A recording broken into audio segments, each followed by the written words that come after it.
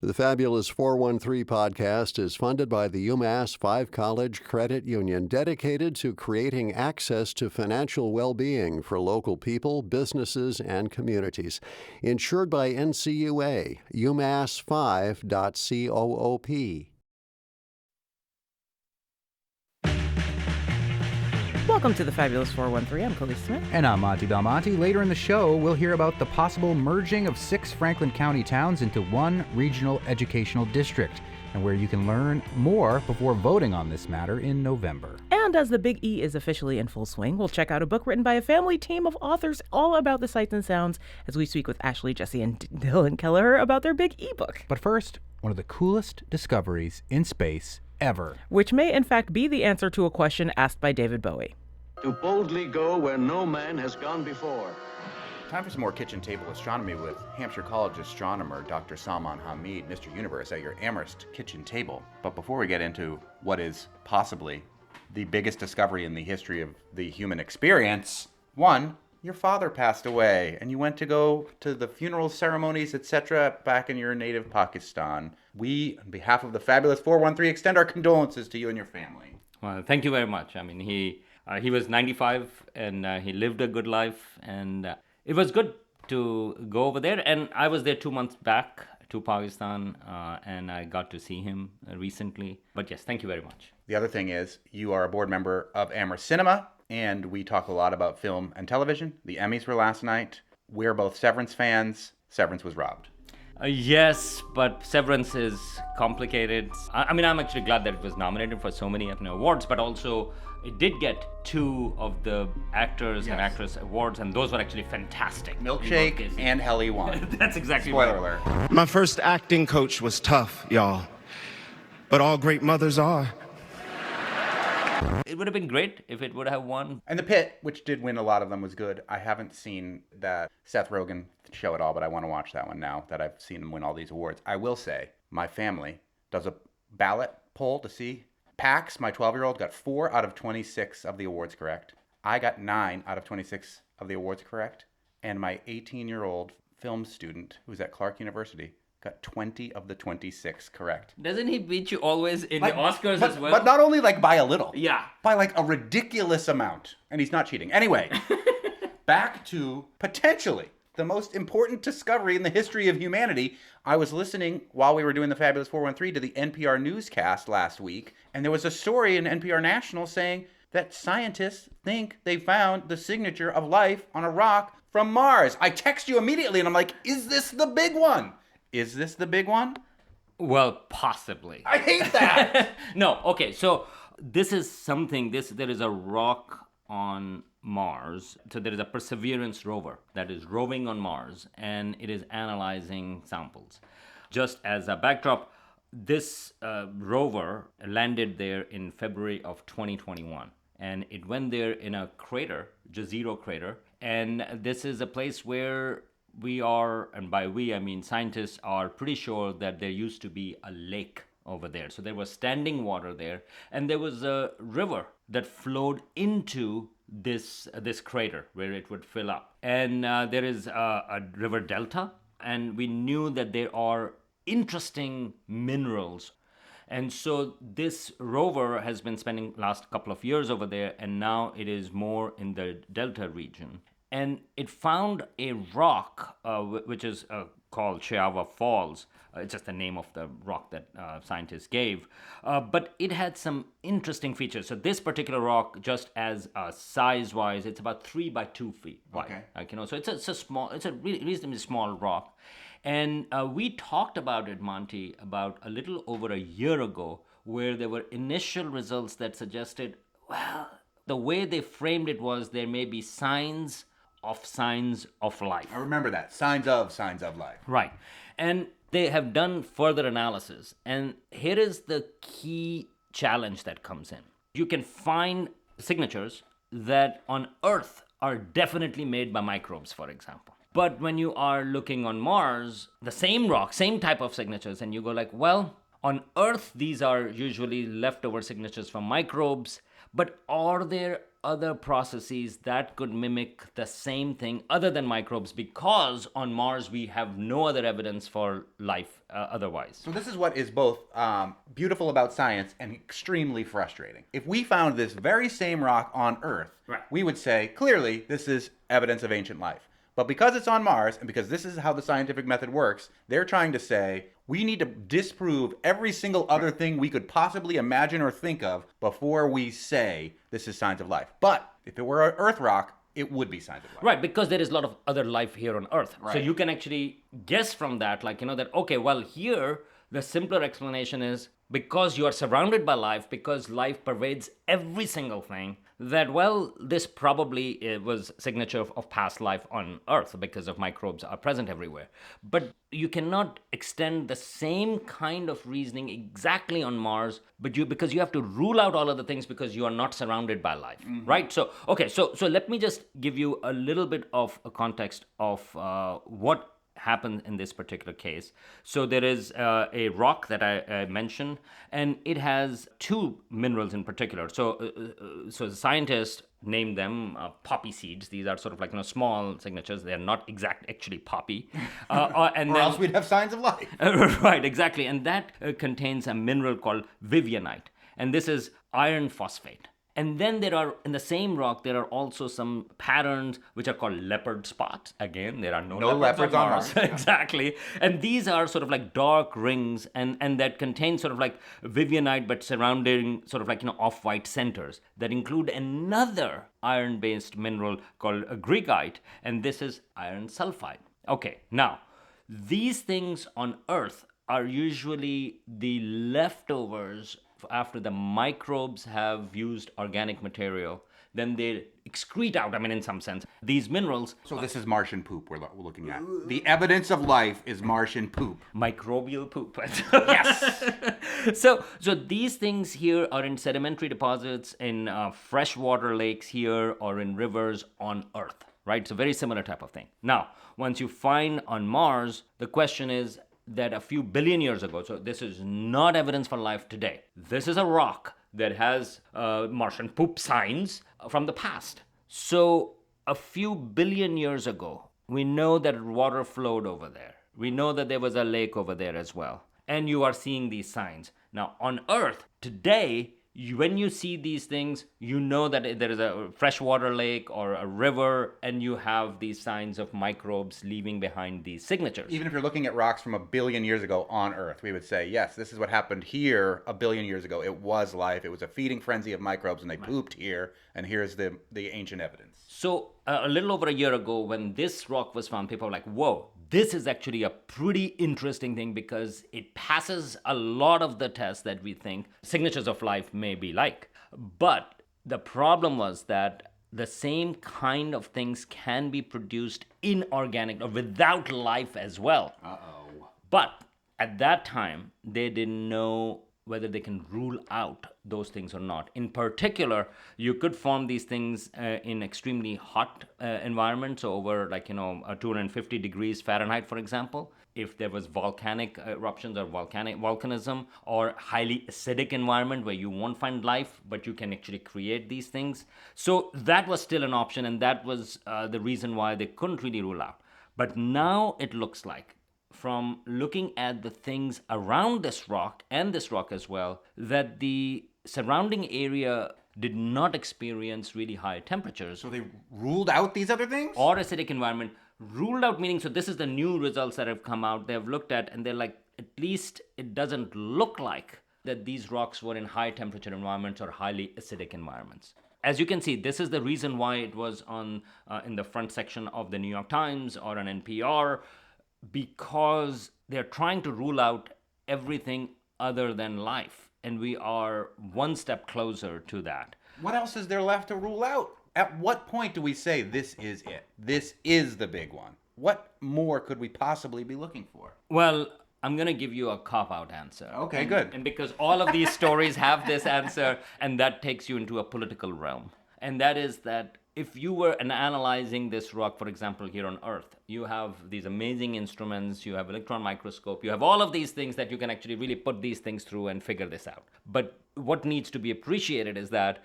we are doing all of this stuff on another planet, which even just communication-wise, it takes 20 minutes at least to communicate with the rover over there. Because we're 20 light minutes away from Mars. At least, yes. And so it is difficult to do these experiments because the Perseverance rover, with all of its amazing capabilities, has limited instrumentation that it can analyze. So one of the things that Perseverance rover has been doing, and has done that with this particular rock as well, is to actually take a small sample and leave it for a future Mars sample return mission. So this was a plan that Perseverance rover is going to pick up these samples from various places, leave them for a future mission. It was expected maybe perhaps in 2030 that's going to go over there, pick up these vials of material and actually bring them back to Earth. I mean, just think 2030? But just think about this concept. I mean, isn't it amazing Yes. to actually bring it back? And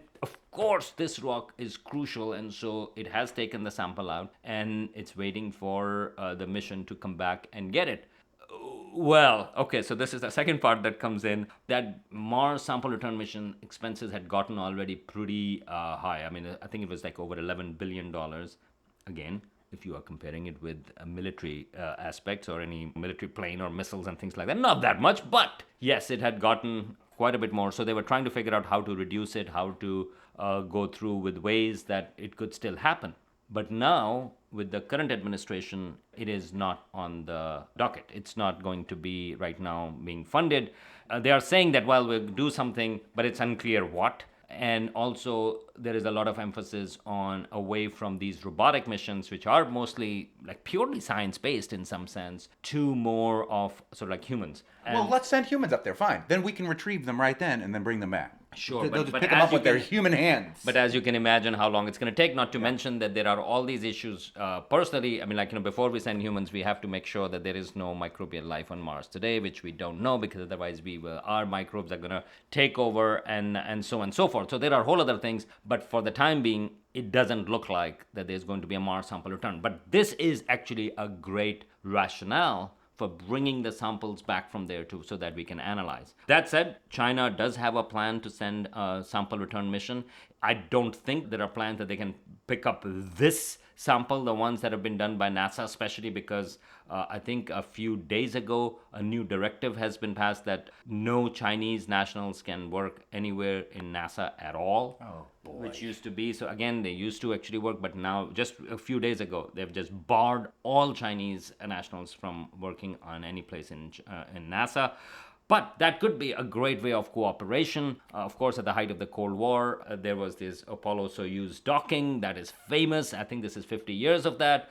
So there can still be cooperation, but I don't know with our current atmosphere that is going to take place. All that said, I still hold hope that even on Mars, even with Perseverance rover, maybe we will find some more stronger evidence for life. But one of the interesting things here, apart from everything else, is that this rock is part of the youngest sedimentary layer in the region. Even though it's still a few billion years ago, but if it turns out to be the case that there is life there, then it means that life actually, when it developed on Mars, it actually stayed there for a longer time than previously expected.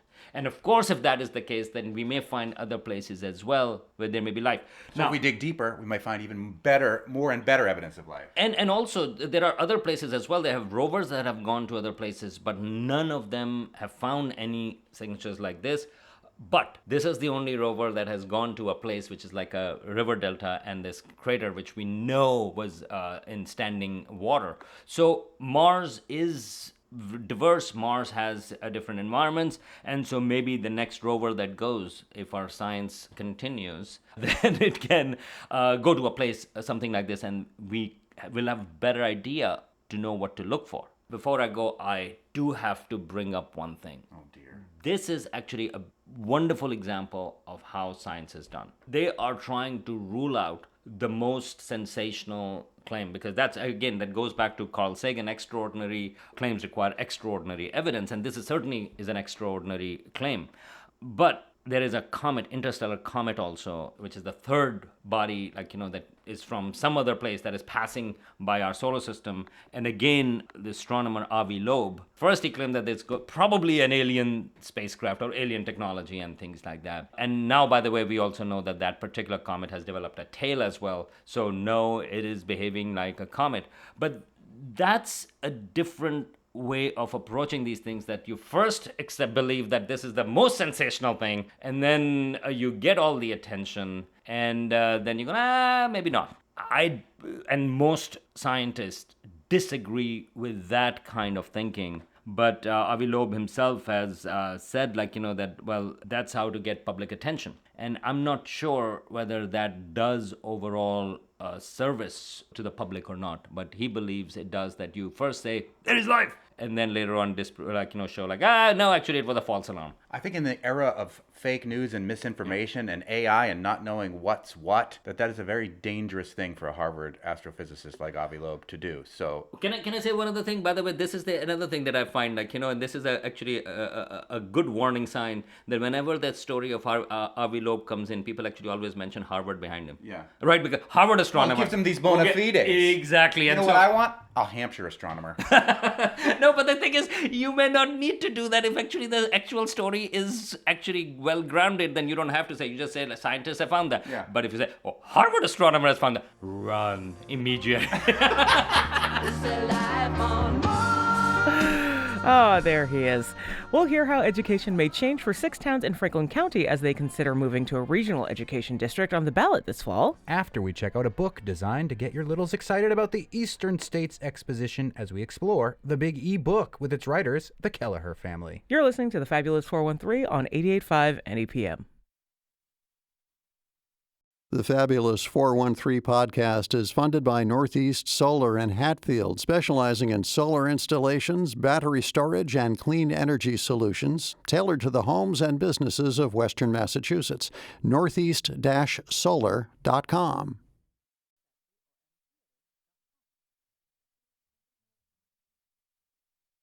Did you get pumpkin spice? I think, but I can't Tell? genuinely tell. Oh, right. It mostly just tastes like donut. Donut. With And I'm a little disappointed at that. I kind of Really? want It it to does, be. don't it? Do you get Donut. these jokes from your dad? Yeah. Okay. Then Can't you're go already wrong. indoctrinated, and you'll be used to what we're probably going to say here. Can't go wrong with a good dad joke. You can. you can. It turns out. Okay, here we go. Hang on. Now we got the donut in our mouth. I'm just trying to see if I can find the pumpkin in this donut. And we're trying to stay as long as we possibly can so nobody has to go back to school. Oh. But nobody's tell going to it. tell on you if you actually are just out and about the city. We're not going to squeal. Snitches get stitches. That's right. Unfortunately, I have stitches on the top of my head right now. So I must Oh, be a no. stitch. That Yeah. looks What way happened? gnarlier than it did yesterday. Well, I had a bandage on it yesterday. Okay, that's You another look story very for another tough. day. I am tough. Welcome back to the Fabulous 413. The Eastern States Exposition, the Big E, is already underway and will run through September 28th. But the Big E can last all year with your very own copy of the Big E book. The Big E book is an illustrated journey through the Big E that will feed your child's imagination and guide you in creating your own memories at the Big E. The illustrator, Hope Walsh, is a recent graduate of Keene State and also has Western Mass roots. Hope enjoys the creative freedom art has given her. She truly creates a magical interpretation of the Big E in the book. And author Ashley Kelleher was born and raised in Western Massachusetts and is a graduate of American International College. She and her 2 sons, Jesse and Dylan, co-wrote this guided tour through some of their experiences at the Big E. Thanks all 3 of you for joining us. Jesse, what's it feel like to be an author and how old are you? I'm 12. It feels weird sometimes. Yeah. Published author at 12. You may have hit the peak already. Don't say No, don't no, you say won't. that. You got a big life ahead of you. What about you, Dylan? How's it feel? It feels pretty weird. This is the first year this book has been out when the Big E's been happening, right? No? Been out for a while. Oh, cool. Yeah, So- this is technically year 5. Wow. So how old you wrote these books when you were like 7 and non-existent? I was like 4. What's your first memory of the Big E, Dylan? I don't remember. You have to remember your first memory. It's kind of built into the question. What's your earliest memory of the Big E? Probably last year. Okay, cool. What was something that stood out to you about it? I don't know. Jesse, what's your earliest memory of the Big E, or your favorite memory of the Big E? My earliest memory was when I was like 5, I think. And it was my birthday, and I got pulled out of school early. Yes. So it must be near your birthday now, too. Yeah. Happy birthday. Are there different things that you like about the Big E now than the things that you put in the book? A little bit. I like how there's like more rides at the Big E now. It's like What rides do you go on? I go on like the roller coasters, like the bigger ones. Big E versus Six Flags rides. Who wins? I've never been to Six Flags.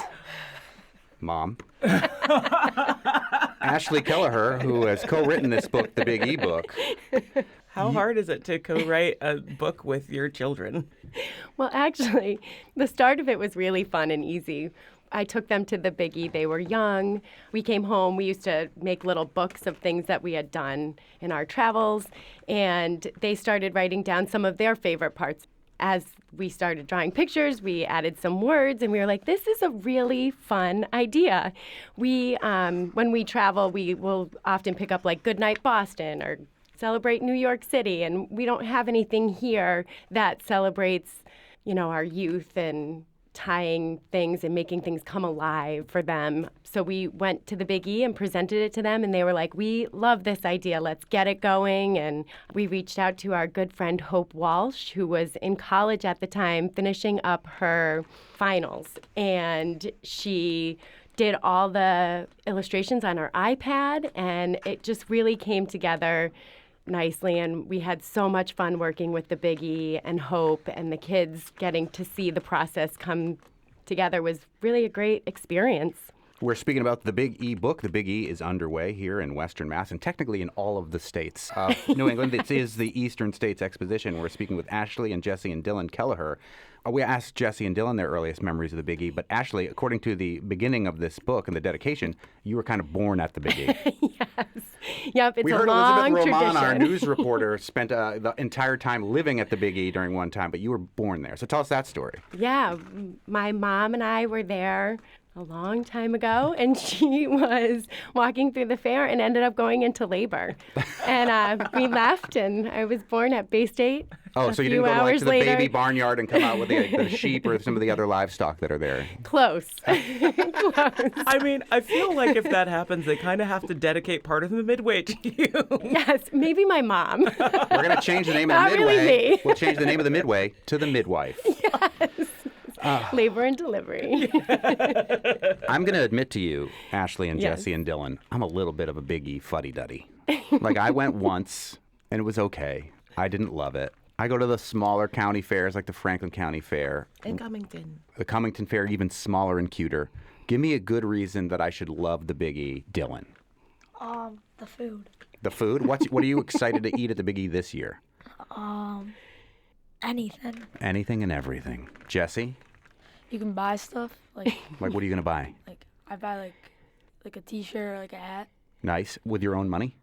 No, Oh, good. I'm broke. Well, That is the best part, actually. Yeah. Yes, buying things with money that isn't yours. Yeah. my wife makes my children pay their age in tickets for rides. So if they're 8, they have to take $8 out of their own money and pay $8 towards like the wristband to go on rides, and it continues to go up until they're 47 like me, and I have to pay the whole thing by myself.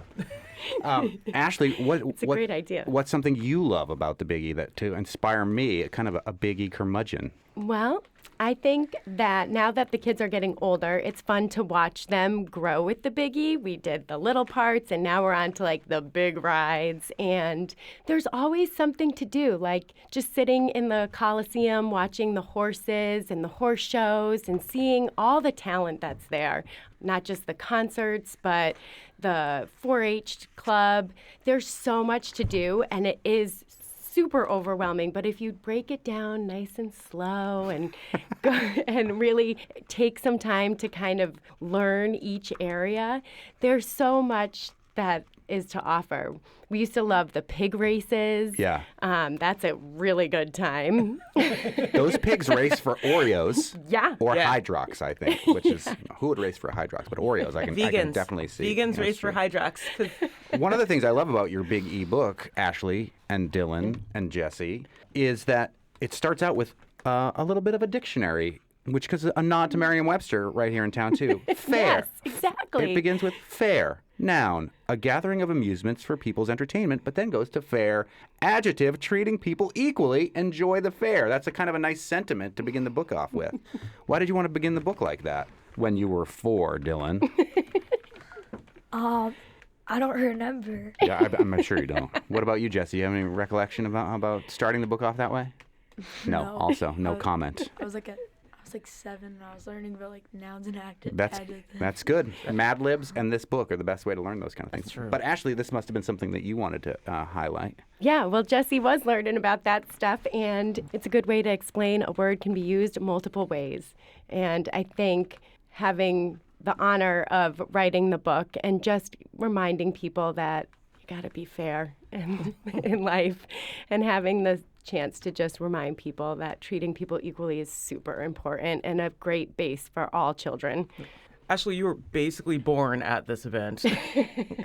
But now, I brought my mom, too. Yeah, that would have been a huge Oh my family affair. gosh, 3 She's generations a of the generations baby. of big the fan baby. of this show. Oh my gosh, so adorable. But you were basically born at this fair, and now your children are coming. What are some changes that you've seen over the years that you've been going to this thing? And have you gone almost every year that you've been around? Yeah, I'm sure there are a few years that I did not participate. But I remember going with my grandfather. That was one of my earliest memories. That will always be super special. He was kind of the guy who would buy us the most stuff.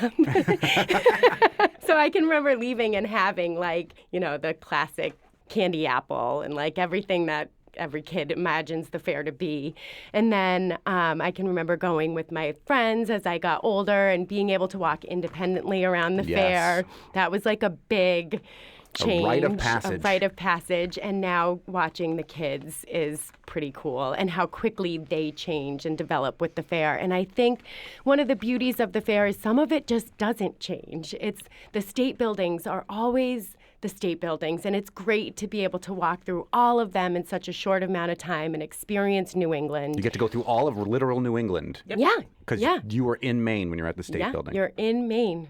That's the part Khalees and I love the most. Yeah. The state buildings. I mean, Does that make us total nerds? I mean, I willingly admit that I am a giant nerd, my favorite part of the one time that I've been to the Big E was going and getting trees at the New Hampshire building that I then planted in my yard, and they got really big, seeing them thrive. And I was like, that's really awesome. Yeah. I planted that tree 10 years ago with this seedling I got from the New Hampshire house, and it was the coolest. I went to the New Hampshire building and wanted to live free or die. That's what they do. And then I got pizza at Vermont, and it was awesome because I am not so adventurous where it comes to fried things. So all of the articles that come out about this is new food, and I'm I am afraid. I'm just going to go get real good pizza from the Vermont house.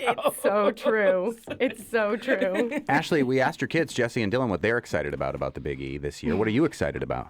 Oh, this year, I think there's a lot of good music this year. Who are you excited to go see? Well, I would love to go see TLC. Yeah, with Big Boy from Outkast. I mean, it's kind of incredible. Every time I try to gently disparage the Big E, I look at who's playing, and I'm like, every year TLC the and lineup is Big Boy. insane. They got Busta Rhymes on the first I day. know. Right? And the Avett Brothers. And the Avett Brothers. They're kind of out of nowhere. And then you get Foreigner. Foreigner I'm fine with. Train. Train is great Are they? live. Yeah, Okay. they are. They're great. They just, okay. Everybody can have their own opinion about anything. Do you kids get into the music at all? Or have you never heard of these people because they're really just for the olds? I've heard of some of the people from last year. Yeah. Never heard. Never heard of them. What kind of music do you listen to now? Do you listen to music? Yeah, Who do you like? any rap. Okay. So Busta Rhymes, who was at the Big E kicking off the weekend. Have you ever heard of him? No. Have you ever heard of Big Boy from Outkast? No. Mom, what the heck? I think if we played it, they would know who they were. You guys definitely know who they are.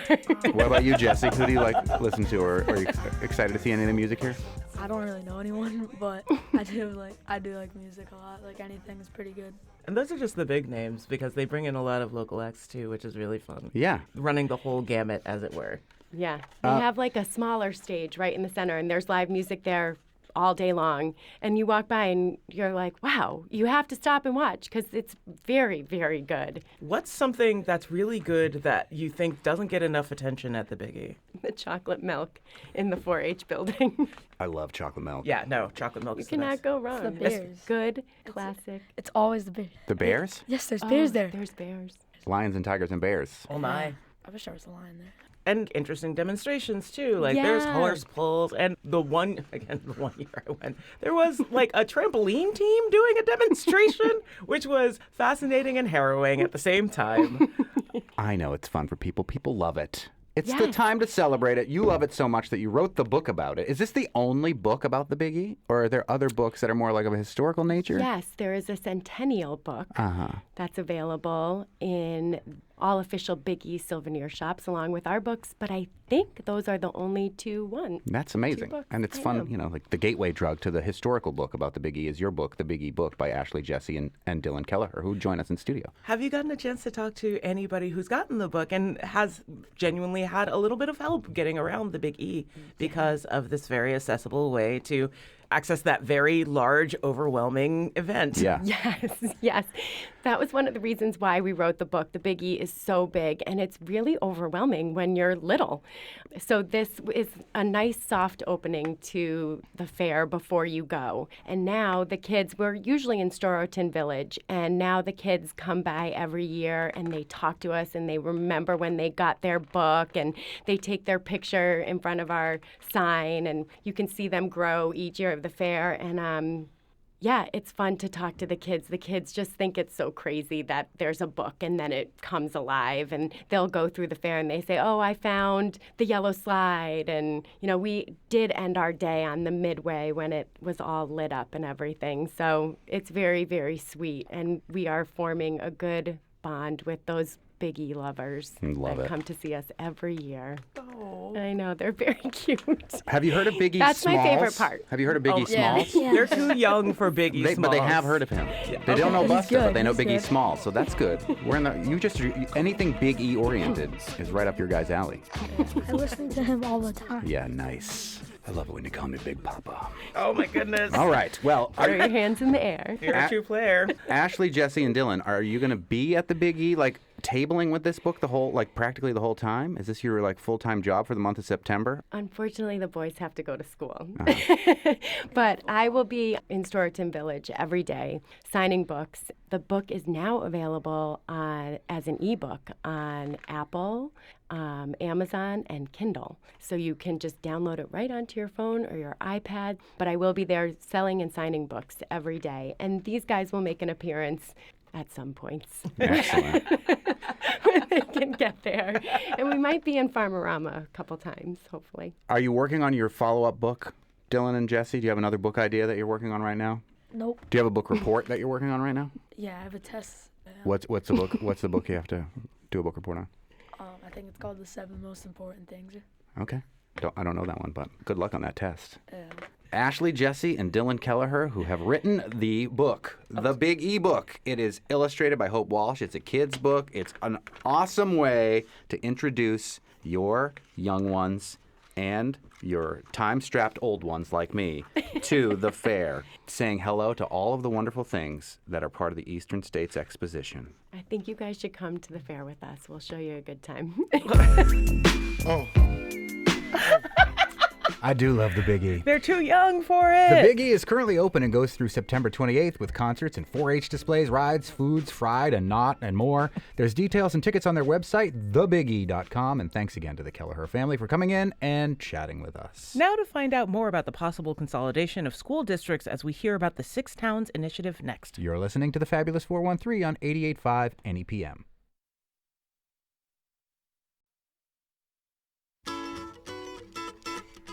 Welcome back to the Fabulous 413. This November, Leiden, Warwick, Bernardston, Montague, Gill, and Northfield will have a measure on their ballots to turn their 6 towns into a single educational region. This effort comes after a 5-year study looking at the two main school districts, Pioneer Valley Regional and Gil-Montague, and the many facets that blending the two would factor. That study itself came after the forming of the 6-town Regionalization Planning Board, who, after the study was released last year, moved forward to suggest the consolidation. With us to explore what this might mean for the two current districts that are already made up of more than one district into the massive 6 towns and 3 members of the STRPB, the 6-town Regional Planning Board. Greg Snedeker, Deb Potee, and Deb Loomer, and Gil Parent, who will be affected by the change if this were to go through, who actually instigated this conversation. Isaac Bingham, thanks so much for joining us here in the Fabulous 413. Thank you. Thanks. So Thank you. Yes, we've got 2 virtual and 2 in person here in the studio with us. And Greg, we understand that you have become sort of like a de facto spokesperson for this and will be at all of the listening sessions and information sessions. Because I feel like we should mention there are a series of listening sessions coming up starting tonight and going basically up until election time. Yes, tonight in Gil at 6 p.m. at the Gil Town Hall. Why is this something that you are motivated to inform the public about and have been involved with, Greg Snedeker? Yeah, well, I've been a teacher. I retired from being a teacher a couple of years ago, but I was a teacher for about 28 years. And for 17 of those years, I was 7 through 12 and taught at a small, middle high school with declining enrollment. And I unfortunately saw the program start to go away as the enrollment declined and the pressures build in terms of trying to keep your programs and services alive. And it's really challenging. It's really heartbreaking. And what we're seeing in the 3 districts, well, actually the 2 districts were Gil-Montague and Pioneer, and both those districts have seen some pretty severe declines from when they peaked in 1996, with Pioneer over 50%, somewhere in around the 56% range, and Gil-Montague in the 48% range. So they're battling declining enrollment, and that impacts everything from their course offerings to athletic offerings to clubs to being able to have flexibility in their schedule. So it's a real challenge, and it's happening not just with those districts, but most of the districts in Western Mass. Deb Loomer in the studio with us. Like, what is the use of starting a planning board to look at merging these two together rather than putting a motion forward initially to just let's just merge these two together? Like, what was the impetus for starting the planning board 6 years ago? 6 years? No, at this point. Yeah. It really came from the select boards in all the towns. They were the people who said, wow, your enrollment, we can see your enrollment is declining. And could we form this planning board to do kind of a feasibility study of what might it look like? What are the advantages? What are the disadvantages? And so that's how the board was started, was really through the impetus of the select boards in each of the 6 towns. And Deb Loomer, who's in the studio with us, you're a former educator as well, right? I am. I taught for 37 years at Turners Falls High School. And this is something that you think would benefit the students in Gil-Montague or Turners Falls? Absolutely. I talk about the scheduling in particular, and the smaller your group is, the less flexibility you have in your scheduling, and you have one English class for your seniors, but say it's the same time as you're offering your 3D printing class. Well, unfortunately, you have to take the English, and so it really matters what your size of your classes are and what's their educational opportunities, and they are greatly increased when you have a larger population of students. And it sounds like a mega merger of 6 towns and 2 school districts into one. But again, as Greg mentioned, the population of all of these districts has been declining. And we're talking about this 6-town regionalization plan with planning board members. Deb Potee, our virtual Deb, tell us what this would look like and how it would manifest itself if this plan were to play out in the way that has been suggested by this planning board. If the 6 towns all agree that this is something that they want to move forward, it'll be and Greg can correct me, a 2 to 3 year process of um, figuring out, class sizes, teachers. We have a regional agreement plan that addresses sort of the transition and the equity amongst staff members and teachers unions, and how to move forward with bringing two different districts together. We would be, I believe, one of the first, maybe in Massachusetts, to successfully be able to do that, to take two regional districts and then combine them into one. Oh, three Three, regional right? districts. Three districts, right? You're right. What is the third district? Because I'm missing it. Warwick? Yeah, Go ahead. it was originally Gil Montague and Pioneer. And once Pioneer School Committee voted to close the Warwick Elementary School, and then Warwick as a town decided to step out of the Pioneer District and form its own K through 12 district. So they actually have their own elementary school, and then they tuition their their 7th through 12th graders in their own district to either Pioneer or possibly Maha or somewhere close by. And a similar situation would be with Irving, right, which is right on the cusp of these places, but I believe a similar situation happened with their school. Is that correct? Correct, yeah.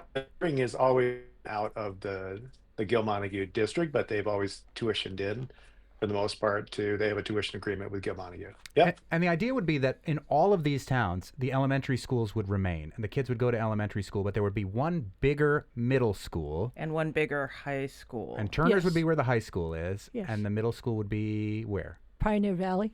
Where currently... We're right at their right now combined 7 through 12 school.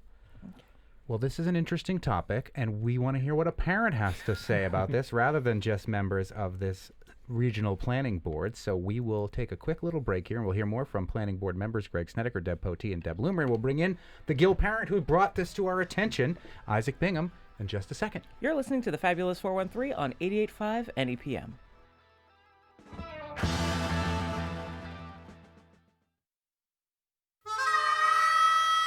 Welcome back to the Fabulous 413. We're talking about the proposed 6-town regionalization of 3 school districts in Franklin County, and we have had this issue brought to our attention by parent and town moderator in the town of Gil. Oh, so Isaac you've seen Bingham. these conversations play out as it's happened. You both have an opinion and have to moderate those opinions, which is not an enviable position to be in necessarily. And the first of these, at least one of the information sessions will be tonight in Gil at 6 p.m.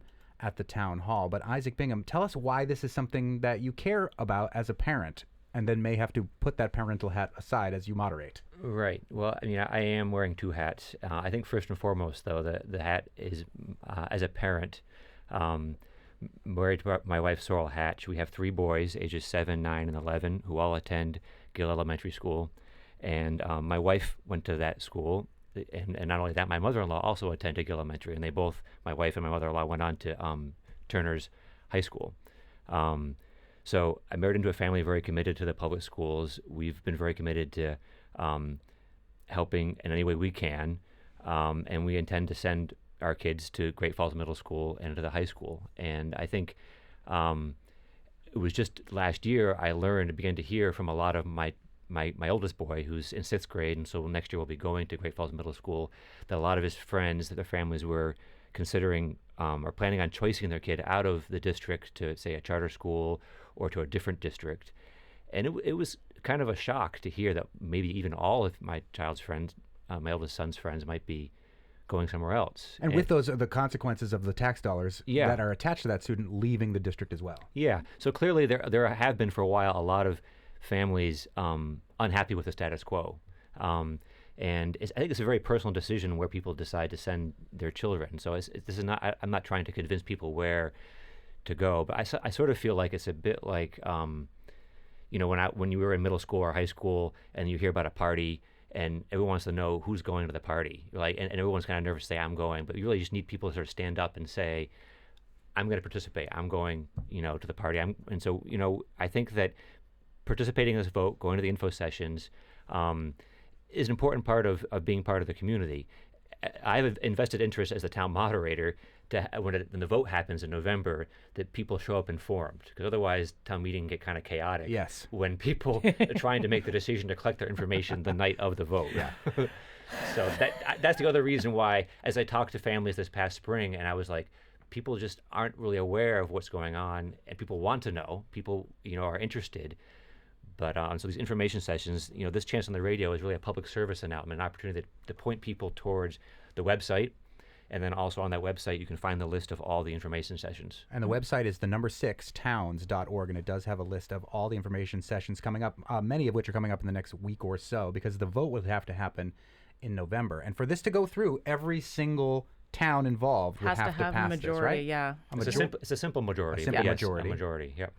And then if this were to go through, budgeting processes, as we heard all last week on the show when we interviewed the candidates for mayor of Northampton, school budgets are a contentious issue. How would it work with 6 different towns with their individual tax dollars going for these school budgets? Would they all have to pass every year a separate budget in each separate town, or would some larger school committee board be presented, and how would it all work? Especially because Gil Montague has been getting a little bit of a supplement from the state through, I cannot remember the letters, but I know that the number is 70.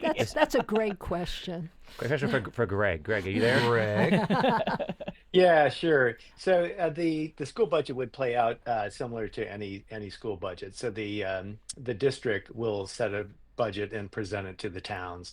So if there was a new 6-town region formed, they would you'd have a new school committee. The transition would be you'd actually have the 2 existing school committees plus Warwick, so 3 existing school committees continue on until the new region is, in quotes, officially open.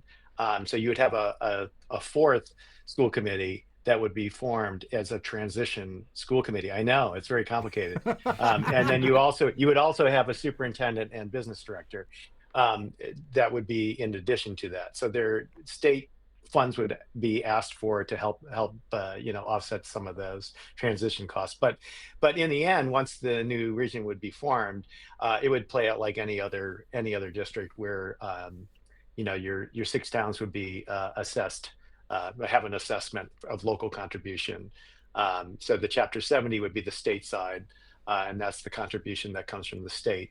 And then the local contribution is set also by the state. And then above that becomes the assessments, because most districts their towns choose to spend above the net spending level. So they don't just spend what is the minimum requirement. They spend well above that. And that's true with almost all districts in Massachusetts. And so that is usually apportioned out, and there's in the district regional agreement, it shows how those assessments work. It's usually done by foundation aid, and they take a rolling average of the foundation enrollment to establish how the percentage is going to play out through the 6 towns. But what if one of the towns doesn't want to pull its own weight and says, no, we don't like this level of budget? Is it going to complicate things for this larger district if there's an outlier? Do you have to go entirely I'm looking back at you, to the Leiden. No, I'm just kidding. Yeah, well, I mean, the interesting thing with that is we really the impetus was really about the enrollment. It started off as, financially, this is not sustainable. So what I think a lot of people misunderstand is, as your costs rise because you're in minimum aid from Chapter 70, because your enrollment's dropping, they think that for some reason, the towns can't afford it. And what's really happening is your enrollment's dropping, you're losing, you're getting minimum aid. The state will say, we're going to hold you harmless and not decrease your aid. But we're only going to pay you, it used to be $30 per student, which is not anywhere near enough to cover the increases in costs for things like your, cost of living adjustments, your step increases for your faculty and, staff and that kind of stuff. So, so what happens is your local side keeps picking up more and more of the bill, and with, constrained tax bases, that gets really challenging, and it gets very, pretty much unsustainable when you're projecting it out in the long term. So when you spread things out over a larger district, you're basically spreading those costs out over 6 towns instead of 2 and 3 and 1. Warwick is only its own district, and it's going to be very challenging for them to have a population of 750 in town, and to maintain a $1.1 million budget. So. Well, it's an interesting topic, and unfortunately we have to leave it there, but it is something that you can inform yourselves about by going to 6towns.org. You can see the list of when the informational sessions will be in regards to the 6 towns who are involved in this: Leiden, Warwick, Berniston, Montague, Gill, and Northfield.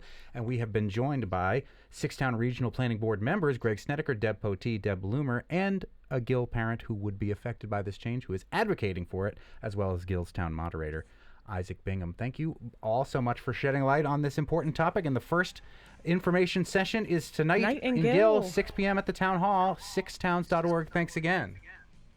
Thank you. Thank you. Thank you. On the next Fabulous 413, we'll head to where intrepid young theater makers have built space for fellow theater makers to showcase their work. We'll talk with the folks at the Barn at Lee about Even Cowboys Get the Blues. And we'll explore the mutual aid engendered by the Mary Lyons Foundation when CEO Kristen Baker tells us more about their resource fair happening this week. And check in with Riley Gilroy of Go Fresh Mobile Market and check in on them. Their expansion of Snap. We'll see you tomorrow.